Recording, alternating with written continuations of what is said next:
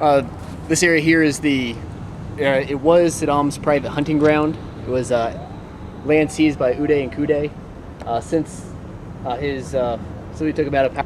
We transitioned it into the IC Scout Camp. Over here we have our knot tying area.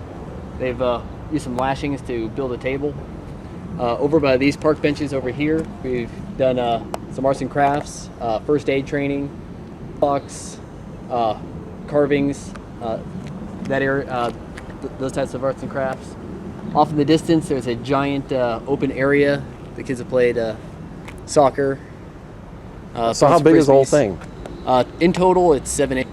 And when people first came in, there were still some tigers, or what was here when the troops first came in? First came in, there's still some large animals. I believe they're tigers. I'm not exactly positive. I wasn't here for the initial surge, unfortunately. But those were all moved to. The cages were still here about 6 months ago. We had a giant cleanup project, got all the trash and debris. The cages, moved all that out, so it's now looks more like a scout training area. Some other units come in, they run laps and practice some drills. And so just tell me, where are we located right now? How big is it? Where are we located, the whole thing? It's a 7-acre area inside the green zone in the middle of Baghdad. It's this nice little cool area. And it's dedicated for the scouts now? Yes, it is. Wow. This is amazing. That's really great. I mean, it's pretty much, hopefully it'll stay dedicated for scouting? Mm-hmm. That's fantastic. We're working with gorgeous in here, really. I mean, the trees are pretty nice, and I mean, it just, I don't know, they could do anything they want with it. Mm-hmm. We're working with, it's called a real property. Mm-hmm. They're doing the real estate, and they're transitioning this to be permanently scout-oriented, owned and operated. There's a legal issue. When Uday and Kuday seized the territory, they took it from 40 different people, leveled their houses. So they're just checking to make sure that those 40 individuals are not going to be coming back here and staking a claim to this territory. True. Wow, a lot of complications. Yeah. A lot of complications. But so far, I see only positive outcomes from what's going on here. Yeah, exactly, because you could put a pool here, you could make a camp, a national camp for kids to have a jamboree here. I mean, do anything you want. And it's right in the heart of Baghdad. Mm-hmm. Right in the middle of the city. It's a couple hundred yards away from one of the main palaces, really, in the U.S. Embassy. This is tremendous. There is a plan to build some permanent structures. Here, a giant area for a camp fire pit. Yeah. A sheltered area to keep them out of the sun. Yeah, that'd be key. The most recent project I see is a confidence course or ropes course. Ropes course, like an obstacle course, or or team building events such as you put a tire up and then you have them. The whole team needs to go through the tire. You're not allowed to touch the tire. You make a little tiny platform. You have to get your all 10 people to stand on a little tiny platform. Just small. Yeah, like the stuff you see on Survival, getting a group to work together. Exactly. Yeah, this would be perfect for that. Is there any kind of, I mean, I know there's a lot to do with scouting, but is there any kind of time frame, or we're just trying to help the Iraqis just move it along as best you can? We take our successes as we suggest something to this, and if they start working on it and they start moving along, then we consider that a huge success. Everything depends on them. If they decide to really take charge and just get a whole bunch done, then good on them. If not, then we'll stay in the shadows. We'll keep whispering good ideas in their ears, and hopefully some of them will stick. As I've rarely, I think it's a misconception people have, they really don't think about it. U.S. military forces, all branches, extraordinary dedication to children. I mean, it's incredible. Tell me about that a little bit. I mean, you're obviously here putting this thing, it's for children. I mean, scouting is kids. This place is for kids, and you're spending a lot of your time here in Baghdad, you personally, helping out this enormous scouting program, 150,000 scouts in Iraq alone. Tell me a little bit about your personal dedication, why you're doing it, and what you've seen in the Marine Corps, for children are concerned. Well, not just children, but for everybody here in theater. When we initially had when we did the initial invasion, Brigadier General Mattis, now 4-star General Mattis, Hick was, winning the hearts and minds, and he coined the phrase, "No better friend, no worse enemy." And with this, we're just trying to show that we can be your best friend. We're here to help you in everything that you're doing. For just the kids, this is not going to be a short war. We need to build a new generation, a new way of thinking, because they've been oppressed for so long that that's the only lifestyle that they know. So if we start with the kids and a new generation that has stronger leaders and people who are dedicated to helping their community, and then larger projects throughout their city, and then eventually the nation. Yeah. If we start building, a generation with that thought, then that's going to train. That's going to be the new generation that takes over Iraq, and then you'll begin to see the change. Tell me, that's fantastic. Tell me a little bit about what Saddam did to scouting during his reign and what it became. Well, to go back, scouting is not a new concept to Iraq. It initially started in 1921.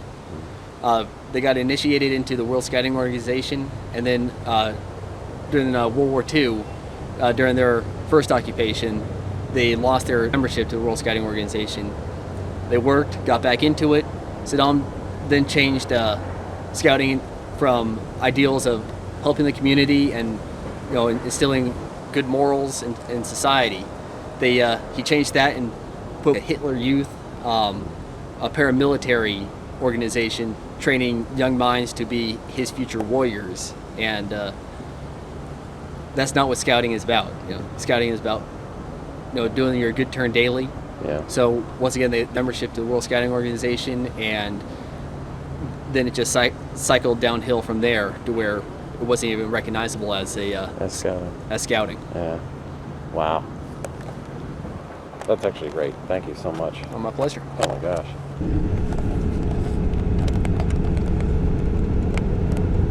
This area right over here with the zigzag top, that was the U.S. Embassy back in the 70s. Which one? Oh, over there. Mm-hmm. Can I do this or no? Oh, yeah. Okay. So that was the U.S. Embassy back in the day. Mm-hmm.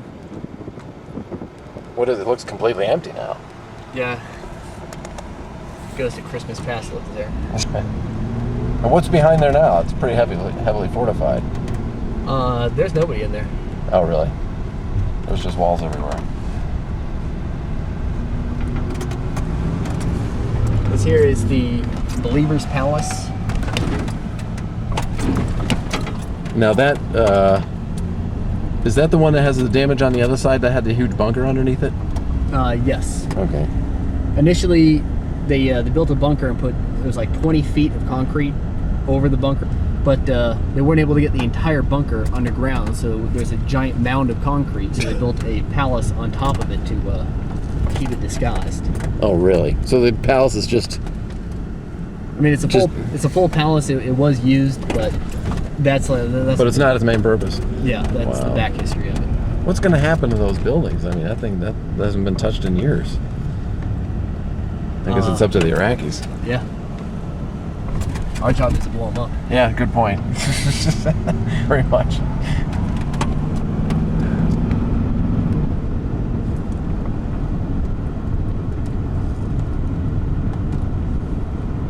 Where's the new embassy being built? I'm going to take you over there. Oh, okay. That's over by Union.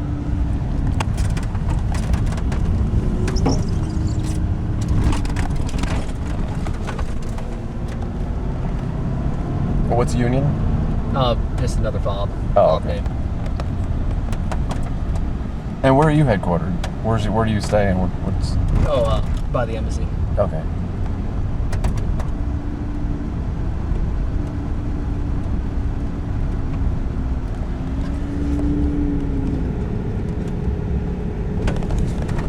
Then I got to be a part of. We did a soccer camp and tournament at Blackhawk. So I showed up, found out that they were doing scouting in the area. I was a former scout, Eagle Scout. When I was in college, I was a assistant scoutmaster. So I've been doing scouting for a long time. So Yeah, kind of a picked it natural up thing to and- do it here. That's Yeah. fantastic. The monument to the 14th of July, which is like the Iraqi independence. Yep. I don't know when that, what year that independence took place. See all the way around it.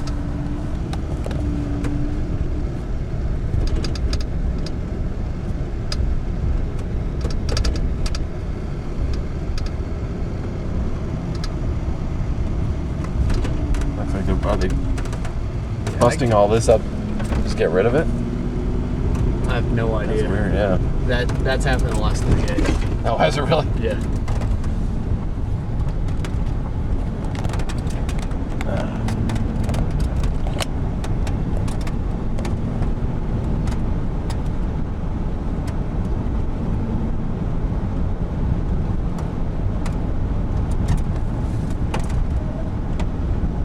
So you're pretty. I mean, really, in your duty, you're pretty much inside a lot.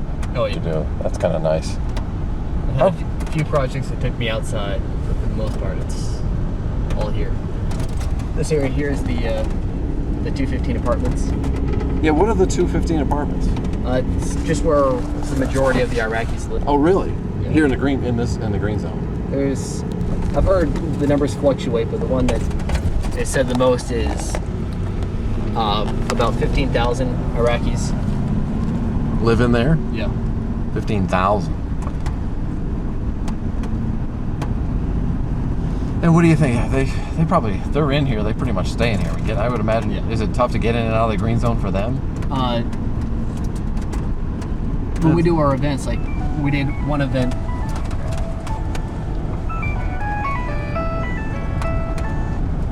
LTG.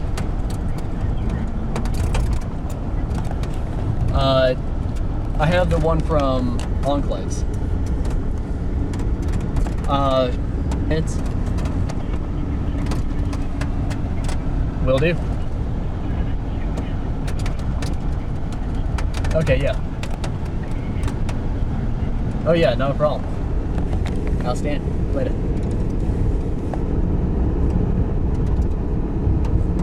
Is this Yeah, this here is that's Union. It's the old Bath Party headquarters. Oh, it is. Okay. And that's And- being rebuilt. Looks like it. Well, they were doing construction on it, but the dome wasn't complete, so he dropped a J dam right down the middle and blew it up from the inside. No, it's really not complete. Yeah, but that's the same situation. I mean, there's the inside. Oh yeah. And there's a few doors to where you'll be inside an office that looks like a normal, everyday, typical back in the States office. Yeah. And you open up this one door, you open it up, and then you look outside, and it is a 30-foot drop to a giant crater, and it's just opened up like any other door. It's not specially marked or anything. So the architecture makes absolutely no sense anywhere. Zero. Not defensive measures in most cases. Wow.